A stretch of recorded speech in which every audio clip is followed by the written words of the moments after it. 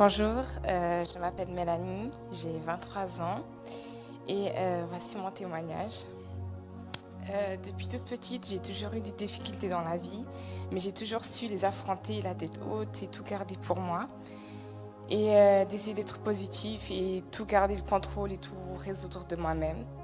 Mais en mars 2024, on m'a diagnostiqué un cancer des ovaires, un cancer rare. Et j'ai enchaîné des opérations sur opérations, mauvaises nouvelles sur mauvaises nouvelles. On m'a retiré tous mes ovaires, c'est-à-dire que je ne pourrais pas avoir d'enfant naturellement de moi-même. J'ai eu des longs mois de chimiothérapie, très compliqués, très difficiles. Et quand on m'a annoncé cela, je me suis dit pourquoi moi, j'étais très fâchée.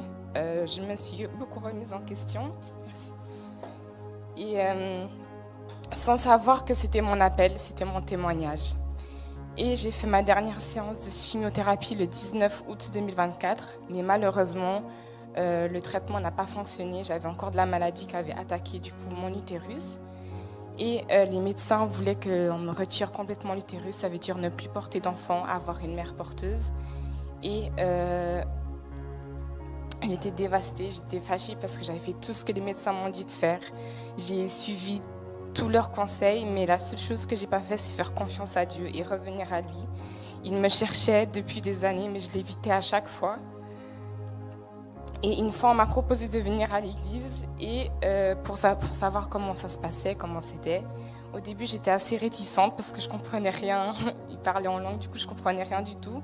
Mais dans un court moment, Dieu est venu à moi et m'a dit que cette maladie n'était pas pour la mort et qu'il avait un plan pour moi et que c'était lui mon sauveur. Suite à cela, j'ai eu un premier miracle. De base, on devait me retirer l'utérus complètement, mais les médecins m'ont dit que je pouvais garder mon utérus et que je pourrais porter mes enfants. Du coup,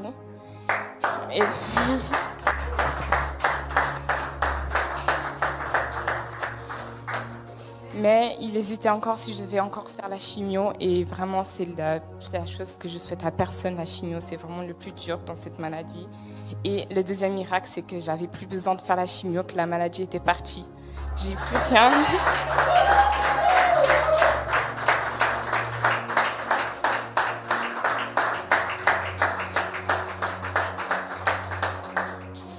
Seul Dieu est responsable de ces bonnes nouvelles.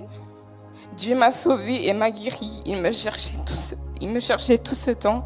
Je suis la preuve vivante que rien n'est possible à Dieu. La seule chose qui me reste, ce sont mes cicatrices. Elles seront toujours là comme témoin de l'intervention de Dieu dans ma vie, comme preuve de son amour et sa fidélité. Et récemment, j'ai lu le psaume 30, 12 qui dit « Et tu as changé mes lamentations en allégresse. Tu m'as retiré mes habits de deuil pour me donner un habit de fête. » Ainsi mon cœur chante tes louanges et ne reste pas muet. Éternel mon Dieu, je te louerai toujours. Même si une chose semble morte, Dieu peut toujours lui insuffler une nouvelle vie. Amen.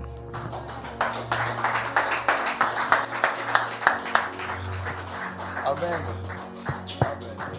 Waouh, quel témoignage. Acclamons vraiment pour la grâce de Dieu.